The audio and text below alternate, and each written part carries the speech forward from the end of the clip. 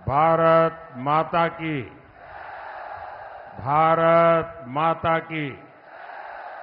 भारत माता की। राम राम साहब। शक्ति और भक्ति री परिचायक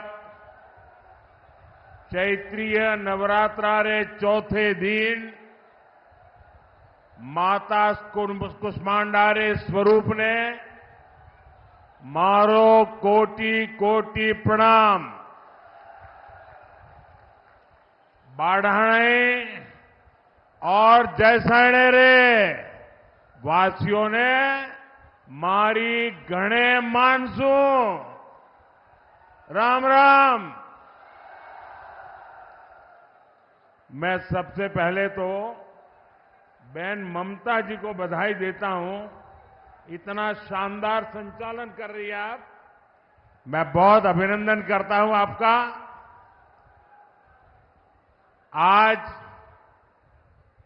नवरात्रि के पावन अवसर पर मुझे सिद्धों और शूरवीरों की धरती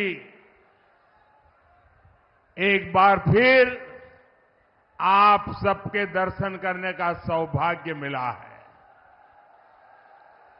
ये वो धरती है जिसके वीरों की कहानियां आज भी सीमा पार खौफ पैदा करती है। जिस रेगिस्तान की गर्मी में अच्छों की हिम्मत दम तोड़ देती है, वहां आपके हौसले के सामने गर्मी भी कुछ नहीं कर पाती। ये जन सैलाब, ये जन समर्थन बताता है बाड़मेर की जनता बीजेपी को भरपूर आशीर्वाद देने का संकल्प ले चुकी है। इस चुनाव में आपका एक एक वोट विकसित भारत की नींव मजबूत करेगा। ये चुनाव दल का नहीं, देश का चुनाव है। इसलिए आज पूरा देश कह रहा है 4 जून 400 पार। 4 जून और मालानी की यही पुकार। फिर एक बार, फिर एक बार, फिर एक बार। भाइयों और बहनों, बाड़मेर हमारी पार्टी के वरिष्ठ स्वर्गीय जसवंत सिंह जी का क्षेत्र है।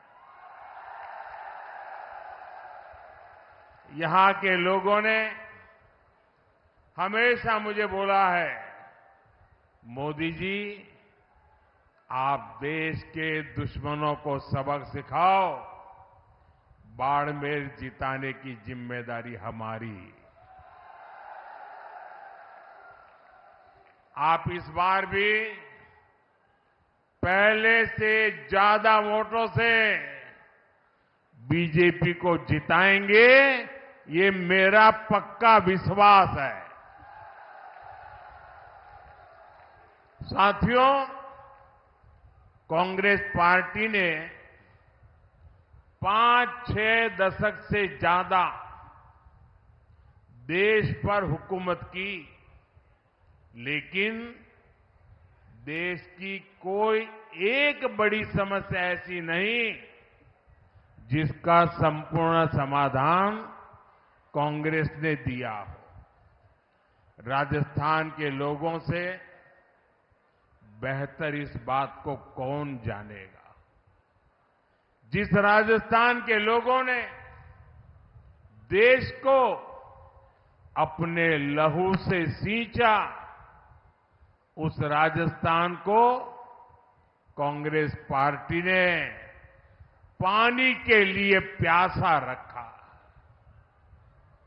मेरी माताएं बहनें तपती गर्मी में रेतीले धोरों पर सिर पर घड़े रखकर कोस कोस चलकर पानी लेने जाती थी।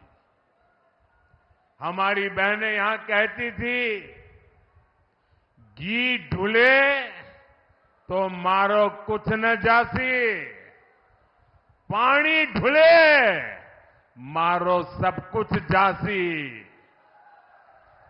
यानी पानी घी से भी ज्यादा मूल्यवान था।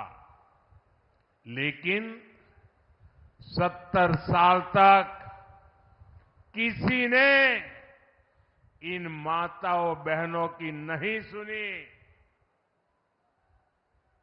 जब आपने आपके बेटे मोदी को सेवा करने का मौका दिया, मैंने जल जीवन मिशन शुरू करके इस त्रासदी को खत्म करने का बीड़ा उठाया। जल जीवन मिशन से हमने राजस्थान के 50 लाख घरों तक पानी पहुंचाया है। लेकिन जितने दिन राजस्थान में कांग्रेस सरकार रही, उसने जल जीवन मिशन में भी जमकर भ्रष्टाचार किया। कांग्रेस ने राजस्थान तक पानी लाने के लिए ईआरसीपी परियोजना भी पूरी नहीं होने दी।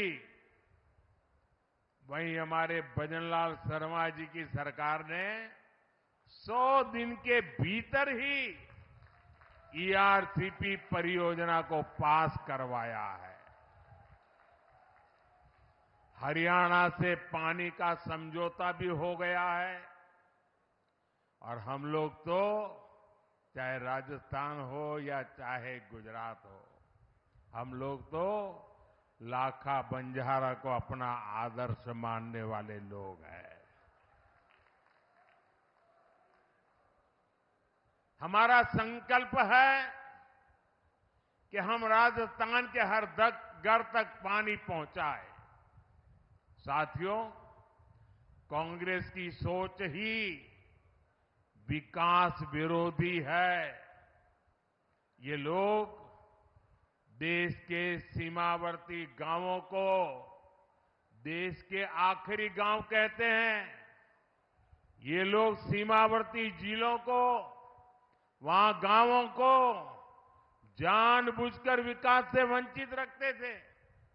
और आप हैरान हो जाएंगे, क्यों रखते थे, क्या तर्क देते थे। ऑफिशियली बताते थे, वो कहते थे कि सीमा के पास विकास होगा तो दुश्मन देश के भीतर आकर कब्जा करने की संभावना बढ़ जाएगी। ये शर्म की बात है कि नहीं भाई? क्या हम इतने बुद्धिल हैं कि हम बढ़िया रास्ते बनाए तो दुश्मन उस पर चढ़ जाएगा? क्या बात करते हो? शर्म आनी चाहिए आपको। आप मुझे बताइए, किस दुश्मन के कलेजे में इतनी हिम्मत है कि वो बाड़मेर की सीमा में घुसकर कब्जा करने की सोचे?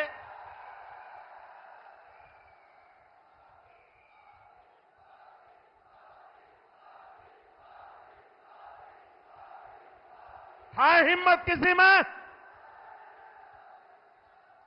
भाइयों बहनों, हम सीमावर्ती इलाकों को, सीमावर्ती गांवों को आखिरी गांव नहीं, देश का प्रथम गांव मानते हैं।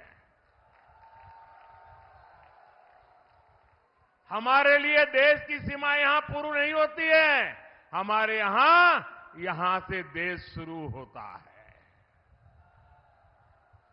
आज अगर देश में 4 करोड़ गरीबों को पीएम आवास मिले हैं, तो मेरे बाड़मेर को भी 2.25 लाख गरीबों को पक्के आवास का लाभ मिला है।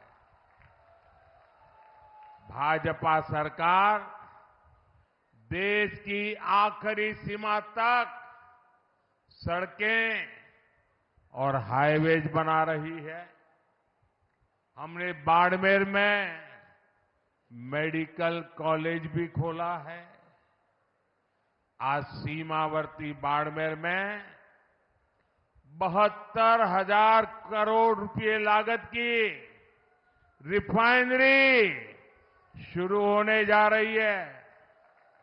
और मेरे बाड़मेर के भाई बहन सुनिए, अगर यहां कांग्रेस की सरकार न होती तो मेरे दूसरे टर्म में ही मैं आकर उद्घाटन कर जाता, लेकिन कांग्रेस ने ऐसे ऐसे रुकावटें डाली। लेकिन मैं आपको गारंटी